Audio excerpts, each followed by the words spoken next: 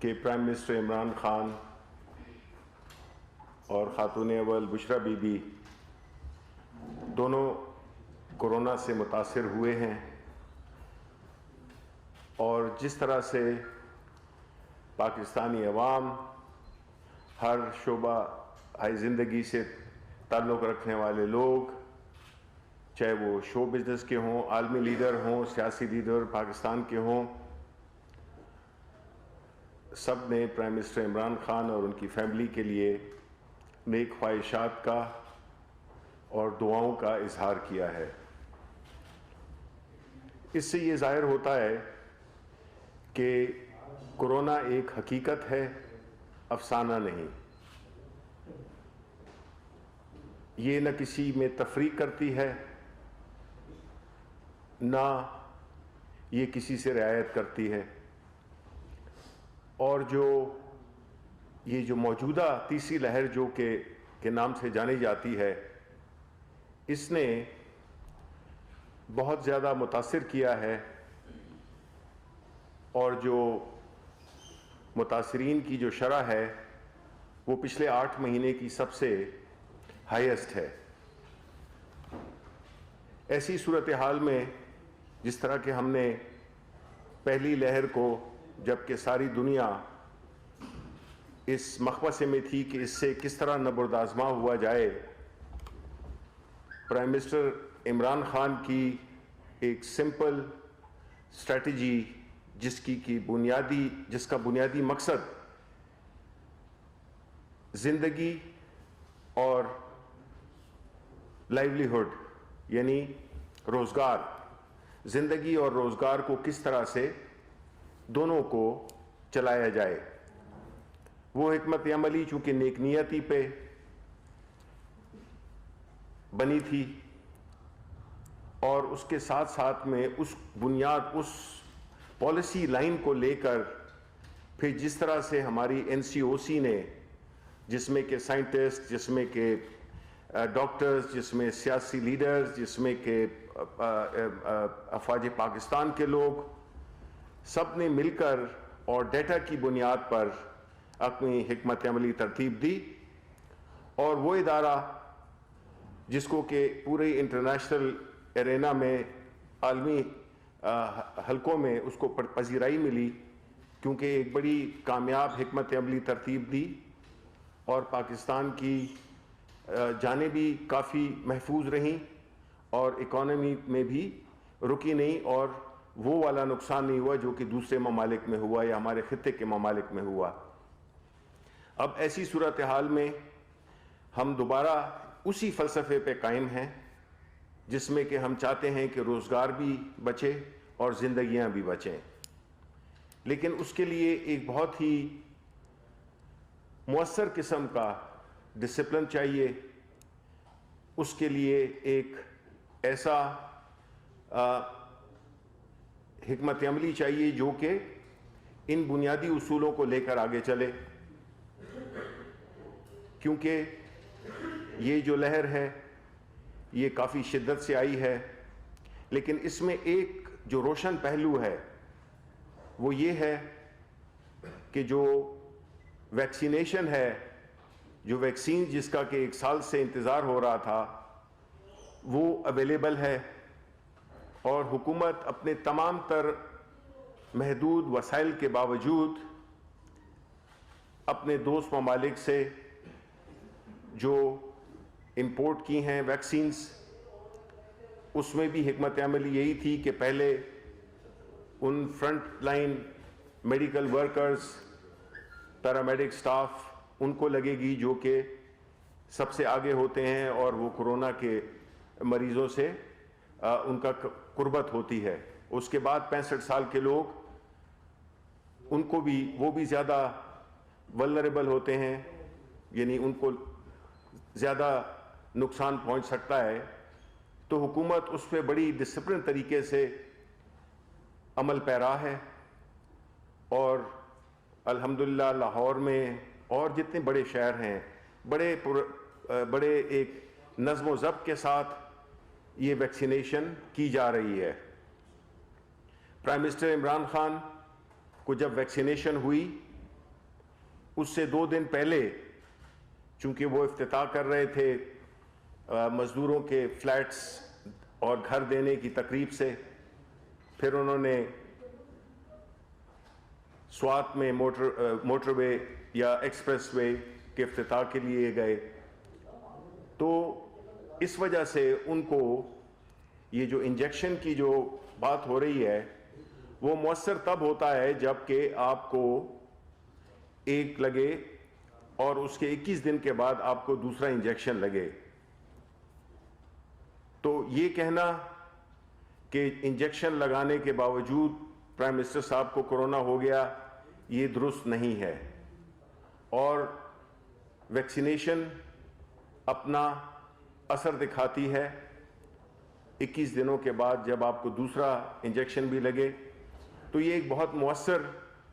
اور ساری دنیا میں یہ آزمایا جا رہا ہے. تو میری اپیل ہوگی جتنے بھی پاکستانی ہیں، خاص طور پہ جو 60 سال سے اوپر 65 سال سے اوپر کے لوگ ہیں، اور پھر اسی طرح ان سے کم عمر والے بھی، جو یہ دستیاب ہوتی جائے گی، کیونکہ گورنمنٹ بھی منگوا رہی ہے اور اب پرائیویٹ ان کو بھی کہہ دیا گیا ہے، پرائیویٹ جو لانا چاہتے ہیں ان کو بھی مراعات دی گئی ہیں. قیمت پہ بھی اس کا ایک کیپنگ کے لیے ایک حکمت عملی ہے. تو یہ انجیکشن ویکسینیشن یہ بہت ہی اہم ہے، اس کو لگانا چاہیے، کیونکہ یہ ایک ایسا اینٹی ڈوٹ ہے جو کہ اس وبا سے آپ کو پروٹیکشن دے سکتا ہے. اسی دوران میں مولانا فضل الرحمان، جنہوں نے کہ ایک انتہائی غیر ذمہ دارانہ بیان دیا، انہوں نے کورونا اور ویکسینیشن کے بارے میں غلط بیانی کی اور ایک ایسی بات کی جو کہ توقع نہیں ہوتی ہے کہ آپ ایک سیاسی لیڈر جب اپنے آپ کو کہتے ہیں اور مولانا کا لقب بھی آپ نے ساتھ میں لگایا ہوا ہے، تو آپ گمراہ تو نہیں کر سکتے ہیں. گمراہ کرنا تو شیطان کا کام ہے. گمراہ کرنا چاہے وہ سیاسی طور پہ ہو، یہ صحت کے لحاظ سے ہو، دینی لحاظ سے ہو، گمراہ کرنا آپ کو زیب نہیں دیتا، کیونکہ یہ ایک بہت ہی سنجیدہ مسئلہ ہے اور اس پہ اس قسم کے غیر سنجیدہ بیانات دینا سے عوام میں آپ کنفیوژن پھیلا رہے ہیں، اور یہ کنفیوژن عوام کے لیے نقصان دہ ہے.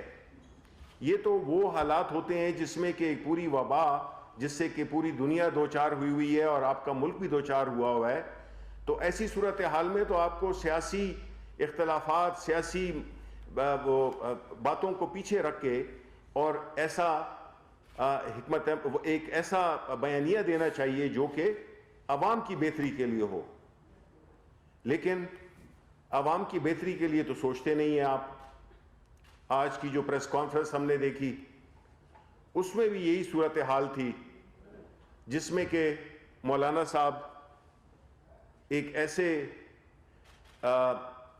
اتحاد کی صدارت کر رہے ہیں جو کہ اب رہا نہیں. اب وہ خود انہوں نے مان لیا ہے کہ حکومت کو گرانا ہمارا اب ہدف نہیں ہے. انہوں نے اب بہت ہی اپنی جو وش لسٹ ہے، جو خواہشوں کی جو ایک لسٹ ہے، اس کو بڑا محدود کر دیا ہے. اور وہ محدود کس طرح سے کیا ہے کہ اب وہ مریم نواز کی 26 تاریخ کی پیشی کے لیے انہوں نے ملاقات کی کہ کس طرح سے 26 تاریخ کو انہوں نے بڑے واشگاف الفاظ میں کہا ہے کہ پی ڈی ایم چاہے 10,000 لوگ ہوں چاہے 1,00,000 لوگ ہوں، وہ ان کو پروٹیسٹ کرنے کے لیے ان کے ساتھ جائیں گی. دیکھیں، یہ تو پہلے ہی ہم نے کہا تھا کہ یہ جو پی ڈی ایم ہے، جس کا کہ ابھی وہ خاک کے ڈھیر میں شعلہ ہے نہ چنگاری ہے، وہ تو اب ایک ماضی کا قصہ بن چکے اور ہمیں اس سے کوئی غرض نہیں ہے کہ وہ کیا کرتے ہیں لانگ مارچ کرتے ہیں نہیں کرتے. وہ اپوزیشن لیڈر سینٹ میں پیپلز پارٹی کا بنتا ہے,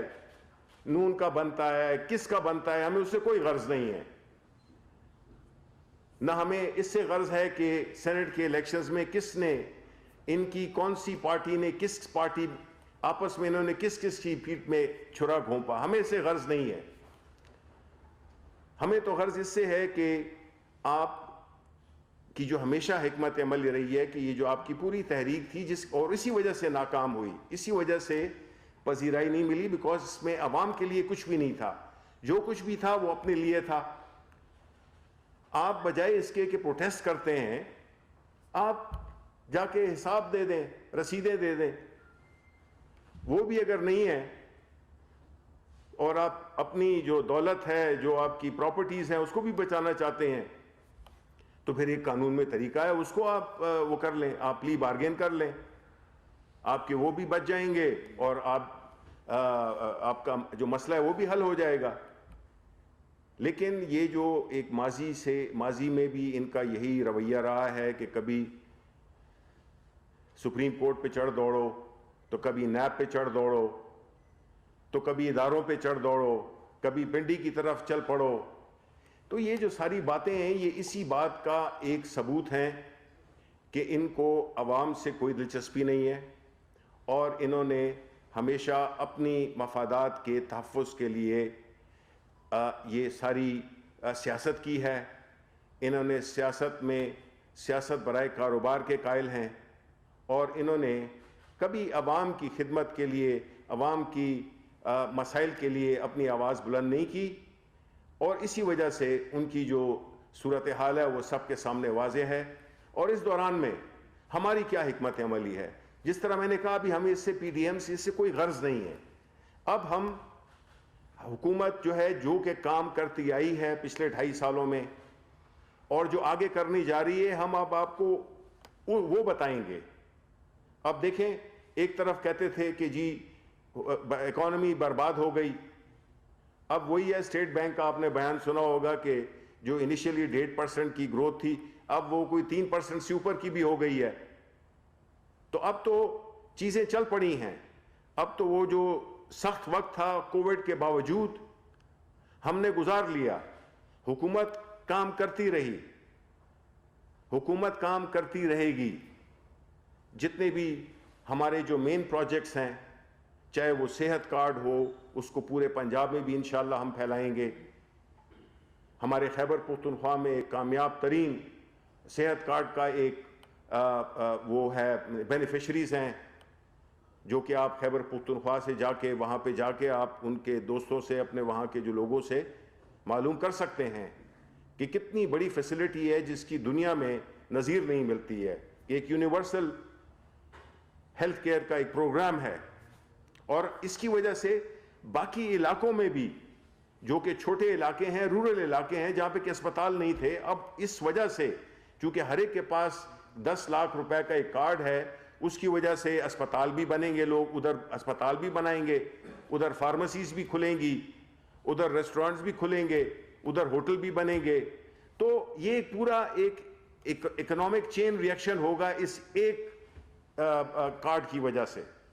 پھر انشاءاللہ پنجاب میں بھی ہم یہی کریں گے. پھر جو گھروں کی جو وہ ہے پروگرام ہے ہمارا, آپ نے دیکھ لیا, کہتے تھے کہ جی کدھر ہے, کوئی ایک گھر بتا دیں. پرائم منسٹر صاحب نے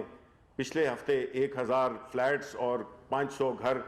وہ انہوں نے اس کی ڈسٹریبیوشن کی. اسی طرح اور شہروں میں بھی ہم جا رہے ہیں. اب ہمارا فوکس ہوگا عوام کے لیے جتنے بھی پروجیکٹس ہم کر سکتے ہیں ہم وہ کر رہے ہیں. اور مہنگائی پہ سب سے بڑا جو پرائم منسٹر صاحب کا جو کنسرن ہے اور جس پہ کہ وہ کام کر رہے ہیں, اور انشاءاللہ ہماری یہ جو احساس کے ذریعے جو ٹارگیٹڈ سبسڈیز کا جو پروگرام ہے, اس سے مڈل کلاس اینڈ بلو کو اصل فائدہ ملے گا. انشاءاللہ اگلے 6 ماہ میں آپ دیکھیں گے کہ کس طرح سے یہی وہی حکومت ہے,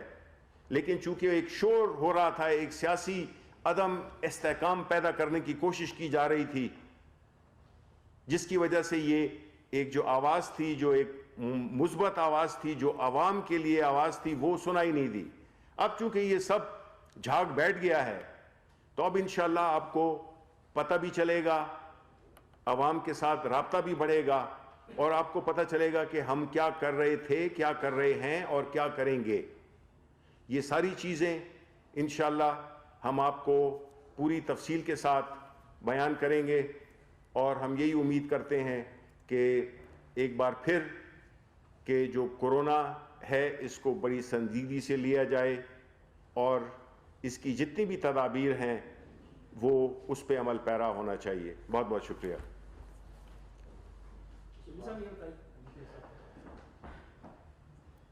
صاحب یہ بتائیے گا کہ آج مولانا فضل الرحمان اور مریم صاحبہ کی ملاقات, اور اس میں انہوں نے ایک بار پھر کہا ہے کہ حکومت یہ خواب ہی دیکھتی رہ جائے گی کہ پی ڈی ایم ٹوٹ گئی, آصف علی زرداری صاحب واپس آئیں گے اور وہ پوری تندہی کے ساتھ اپوزیشن کے ساتھ کھڑے ہوں گے, اور یہ ان کی خوشیاں جو ہے وہ چند دنوں کی. دیکھ لیں, ہم نے تو آج کی پریس کانفرنس میں بھی یہی دیکھا کہ لیڈر آف دا اپوزیشن کی بات ہوئی, تو دیکھیں مریم نواز کی جو سیاست ہے وہ انا اور ضد پہ ہے, اور یہ دو چیزیں ہیں جو کہ سیاست میں آپ کی سب سے بڑی دشمن ہوتی ہیں. باقی پارٹیز نے دیکھ لیا, عوام نے دیکھ لیا کہ وہ ایک ضدی بچے کی طرح کہ میری بات مائی وے اور ہائی وے, ایسے ہوتا نہیں ہے سیاست میں. یہی وجہ ہے کہ جو نقصان مریم نواز نے پہنچایا اپنی پارٹی کو اپنی ایک بچگانہ سیاست سے, بدقسمتی یہی ہے کہ اس ملک کی جو اپوزیشن ہے وہ اب بچوں کے ہاتھ میں ہے, اور وہ صرف اپنے والدین کے دفاع کر رہے ہیں. تو اس لیے یہ جو بھی ہم نے دیکھا ہے, چاہے وہ سینٹ کا الیکشن ہو, چاہے اس کے بعد کی, ابھی یہ آپس میں دست و گریباں کیوں ہیں. ایک طرف جا کے وہ شاہد خاقان ان سے کراچی کے لیے سپورٹ مانگتے ہیں, ادھر جو ہے تو وہ کہہ رہے ہیں کہ جی لیڈر آف دا اپوزیشن تو سینٹ میں ہم نہیں بننا ہے. تو یہ ان کی باتیں ہیں. اب جو ہے تو یہ ثانوی چیزیں ہو گئی ہیں اور ہم اس کو اب اتنی اہمیت نہیں دے رہے. جی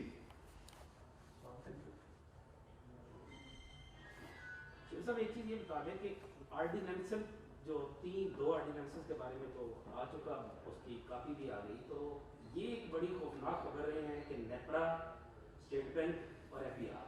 یہ تین ایسے آرڈیننس آ رہے ہیں جن کو منی بجٹ کہا جا رہا ہے کہ یہ منی بجٹ آ رہا ہے, اور یہ 25 روپے تک, جو ماہرین کہہ رہے ہیں کہ شاید بجلی کا یونٹ 25 روپے تک چلا جائے, اور جو 300 تک کا یونٹ کی ریلیف ہوتا تھا وہ 100 تک نیچے آ جائے.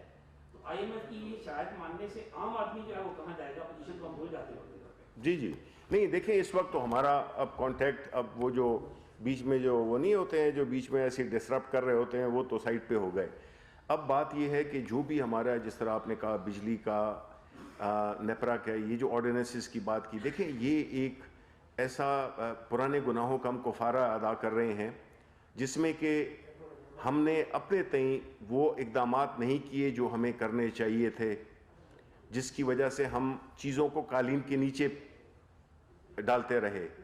نتیجہ یہ ہوا کہ جب بھی کبھی آپ کو کوئی انٹرنیشنل ایجنسی, چاہے وہ آئی ایم ایف ہو, ورلڈ بینک ہو, کوئی بھی ہو, یا ایون پرائیویٹ لیول پہ اگر بینکس بھی ہوں, تو وہ ان کی کچھ کنڈیشنز ہوتی ہیں. لیکن ہم نے یہ نہیں دیکھنا کہ وہ ہمیں کیا کہہ رہے ہیں, ہم نے یہ دیکھنا ہے کہ ہماری ملک کی بہتری کس میں ہے, ہمارے ادارے کس طرح سے فعال ہو سکتے ہیں, ہمارے ادارے کس طرح سے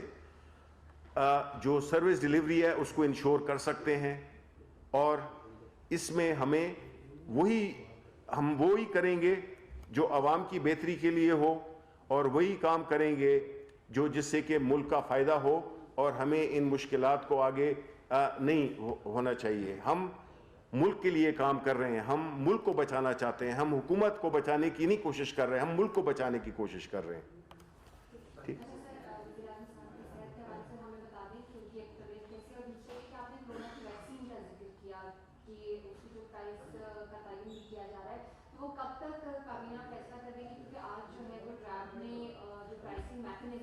جی پالیسی بنا لی ہے, تو وہ پرائس کیا ہوگی عام لوگوں کے لیے, اس کے حوالے سے ہمیں تھوڑا سا بتا دیں کب تک جو قیمت ہے وہ لوگوں کے سامنے آ جائے. پہلے تو یہ جی کہ آپ نے پوچھا کہ پرائم منسٹر صاحب اور ان کی فیملی کی طبیعت کیسی ہے, تو ظاہر ہے پرائم منسٹر صاحب آپ سب جانتے ہیں کہ وہ ماشاء اللہ جسمانی طور پہ بہت فٹ شخص ہیں, اور وہ جو ہے تو اپنے تھوڑی بہت تو طبیعت وہ ہوتی ہے، لیکن جنرلی ان کی طبیعت بالکل وہ ہے، اور وہ حشاش پشاش بھی ہیں، اور ظاہر ہے کہ اتنا